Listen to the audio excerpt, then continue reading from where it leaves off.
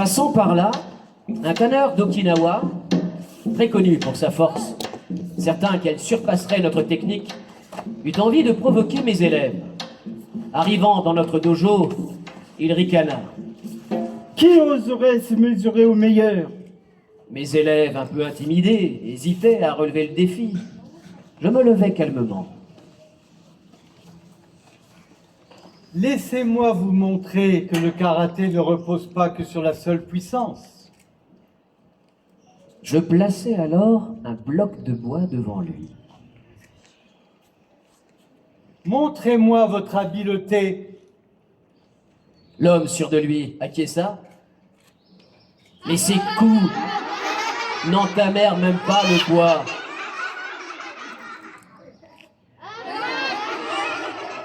Je m'approchai et, d'un seul atténu, brisai l'objet en deux. Le tanneur resta 1 minute la bouche ouverte. Et si j'apprenais? Cette petite question marqua le début d'une vraie métamorphose. Venez.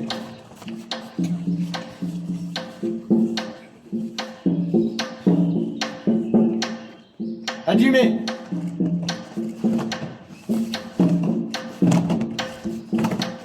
Au fil des semaines, celui qui ne jurait que par la force brute devint un élève assidu, avide d'apprendre les subtilités de notre art.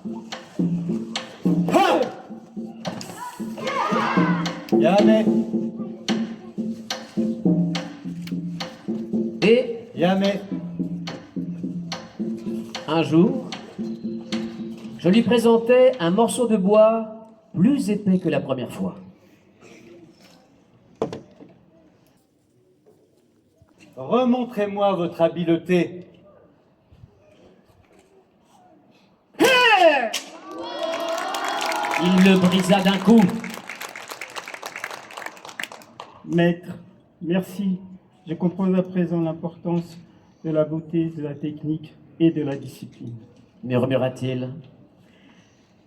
Quelques semaines plus tard, eut lieu un entraînement particulièrement intense.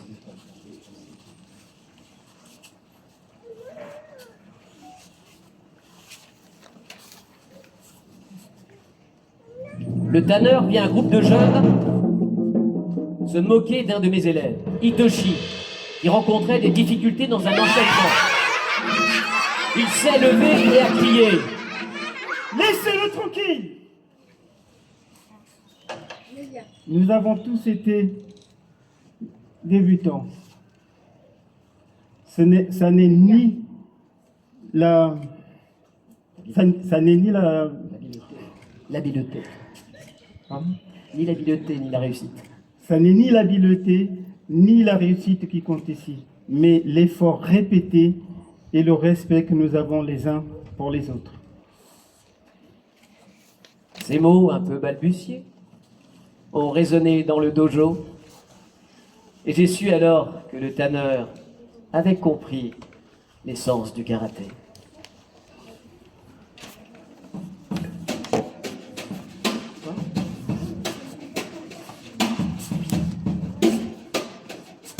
Etsuki, Yakutsuki, Naigeri, Mawashigeri, Yakutsuki, Yokogeri. J'ai toujours encouragé mes élèves à partager leurs expériences, leurs luttes et leurs réussites dans notre dojo, chacune d'elles offrant une leçon précieuse.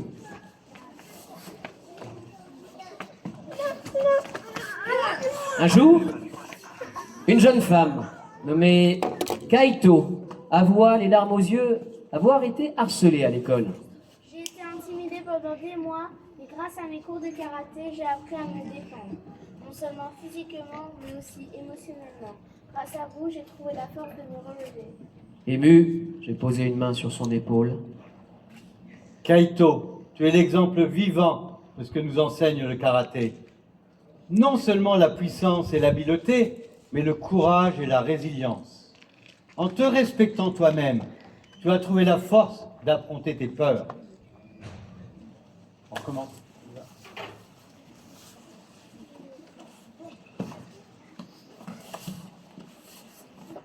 Une autre élève, Sora, a dû faire face à des problèmes personnels qui semblaient l'anéantir. Elle est arrivée au dojo, le visage triste et abattu. Je me suis approché et je lui ai demandé ce qui n'allait pas. Ma mère est malade. Je ne sais comment affronter cette épreuve. Je l'ai écouté attentivement, puis je lui ai dit Sora, le karaté ne concerne pas seulement la force physique, c'est aussi une préparation mentale. Utilise cette expérience pour te renforcer. C'est dans l'adversité que nous grandissons le plus. Avec le temps, Sora a trouvé du réconfort dans le karaté. Et à mesure qu'elle progressait, elle a recommencé à sourire. Je me sens plus forte. Je n'ai peut-être pas le contrôle sur ce qui arrive à ma mère, mais je peux contrôler mes réactions et mieux l'aider. Le karaté nous impose de bien comprendre nos émotions pour mieux les appréhender. Lors d'une autre séance, j'ai demandé à mes élèves de partager ce qu'ils ressentaient après un cours difficile. Leurs réponses ont dévoilé des conflits intérieurs, des frustrations et parfois même de la peur. Par exemple, une élève, Yumi, a pris la parole. Moi, j'ai plutôt l'impression que je ne m'améliore pas quels que soient mes efforts. J'ai pris un moment pour réfléchir à ces mots avant de répliquer. Le progrès n'est pas toujours visible. Parfois, nous évoluons en dehors de notre perception. Continue à t'entraîner et tu constateras ô combien tu as avancé malgré toi.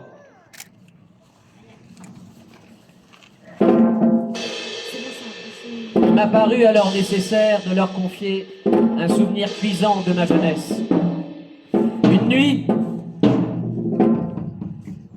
Une nuit,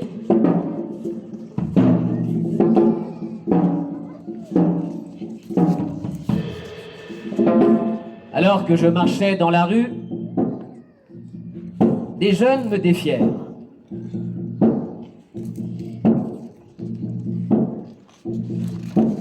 Je ne répondis d'abord pas à leur provocation, mais ils insistèrent jusqu'à ce que je me mette en garde. Je soumis rapidement mes adversaires.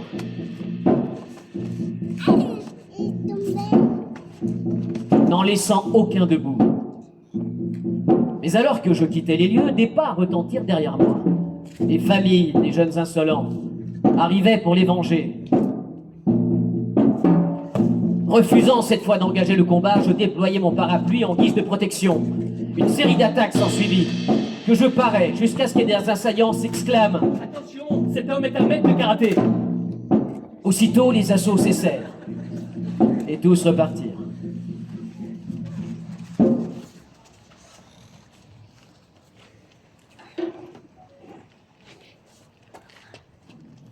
Cette victoire Ne ne m'apporta aucune fierté. Bien au contraire, c'est une profonde honte que j'éprouvais. Mon comportement trahissait le fondement du karaté-do, basé sur l'humilité et la maîtrise de soi.